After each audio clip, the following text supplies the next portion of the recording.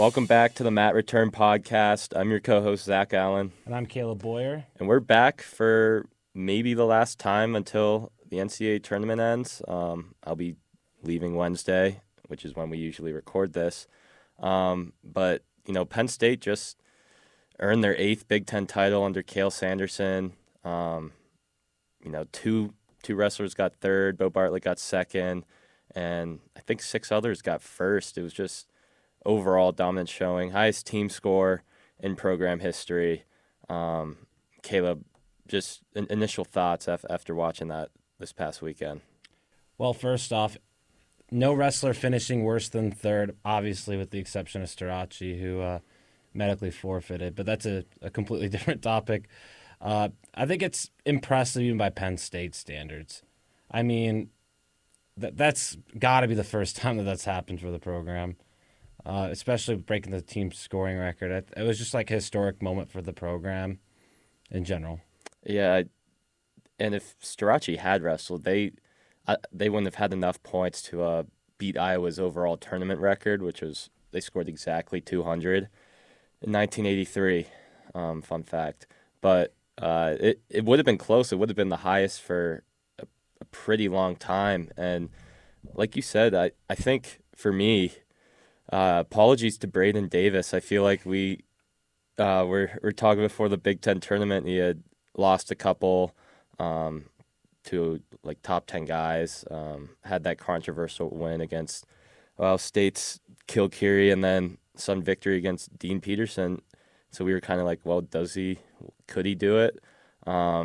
Which I guess at the time it might have been a little bit of the feeling that we had, but he just went out there, took no one prisoner, and then won it. And that was historical in itself. We talked about the team program scoring record, but Penn State hasn't had a Big Ten championship at 125 pounds since 1999. He's the first one to do it since the turn of the millennium, and now he's the top ranked wrestler at his class in his first year wrestling. In a season where he didn't start ranked, obviously no one really knew like what he could do. We knew he was a high profile recruit that maybe could get the starting role and kind of boost that room after last season. And he's done just that. And we'll see where he's ranked for the NCAA seeds tonight. Actually, well, when this will post, it'll be the next day, but. He could easily be a 1 seed for the whole entire tournament. And at 125 pounds, this is what Penn State has needed. Not that they've really needed anything, but this is like the one thing that they've had left for quite a few years now. And I think Braden's really just turned it around.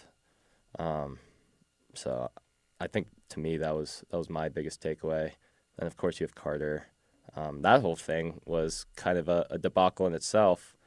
I don't know if you're following that on Twitter, but I could. Well, a lot of people on Twitter were very upset about Carter obviously medically forfeiting out, and now with the potential of getting a top seed. I mean, I'm not sure if he does, but people seem to think outside of the Penn State fan base, I've noticed that if you don't wrestle. Or if you go 0-2 in the qualifiers, regardless if it's a medical forfeit or not, you should not be like eligible to get a top seed or like the number 1 seed, anything like that, regardless of the fact if it's injury or not.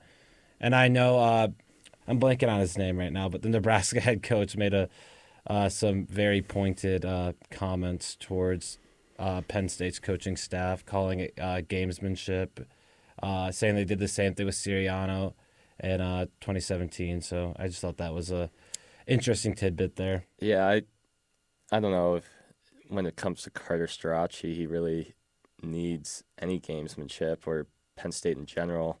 We had the media availability today, and apparently like he was ready to wrestle at Big Tens, but then Cale Sanderson was looking towards this tournament and looking to him as a person, and he had just been injured like 2 weeks before that tournament. Obviously had to be carried off, as we all know. And so I think he planned on wrestling. and then wasn't able to wrestle. And he's a competitor. He like most wrestlers. They want to get on the mat. They want to wrestle. They want to beat their opponents. And you go into the conference tournament and what might be his last year, and then he can't do it. He's going to be frustrated about that. And personally, from my perspective on the couch, when I saw his original tweet, I was like, holy cow, like what's going on now? Did Kale say he's also out for the national tournament too, and he's just done? But no, that's not the case. They're preparing for this tournament, and today he was saying how he's ready to get back out there and, as he put it, cut people's throats. So he's very motivated for this one, and he'll have the chance to be Penn State's first four-timer with Aaron Brooks, but 174 goes first, so he'd be the first one by like a couple matches if they both do it. But moving on, looking toward nationals, I guess it's not whether Penn State will win. Everyone knows they're gonna win unless like the greatest miracle since Jesus turned water to wine happened. But I guess, what do you have any like outlandish hot takes or something about this tournament? I guess I think I have one. I think they can beat the scoring record. I think that's in the cards right now to break the tournament scoring record. Yeah, why do you think that? The way I see it, I think that pretty much outside of three weights, they have a guy that can either win the national championship or go to the national championship. Mm-hmm. And the three weights I don't think that they have that in is probably 184 or 133. And then I don't think Kasich is at that point of his career where he's going to make a run to the nationals. But I would expect him and Truax to podium, and maybe Nagao hesitantly. He looked pretty good during the tournament. So Yeah, I mean, third place in the Big Ten is no easy feat, and all of them did it. Oh, Truex did get second, so I was wrong earlier. They had 5 first-place winners. But yeah, I think it's definitely in the cards. I think they'll definitely all-American. I don't know if that a couple of them might be on the outskirts, but Nagao getting the pin for third place, could really just propel him in the postseason here. I know he hasn't had the greatest track record this season against the big-time opponents he's faced, but I think the Big Ten tournament maybe soothe some of that concern. And then, yeah, maybe Kasich could do it, but, he wrestled Ridge closely in the Big Ten championship. Lost to him twice now, though, so, yeah, I don't think he can win it. But I think they'll all definitely almost have all top 5 finishers.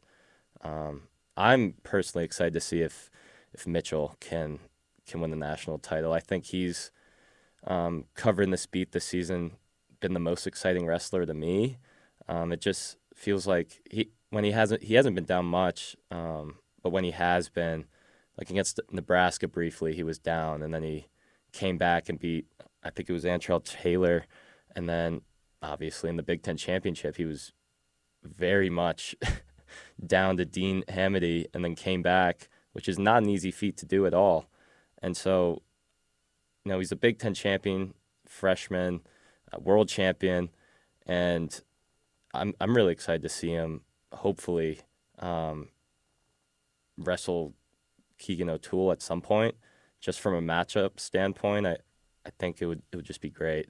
But yeah, that's well, even before that, assuming they did meet, assuming that the seeding, or not the seeding, excuse me, the rankings right now go exactly as the seeding goes, he would probably have to face Ramirez.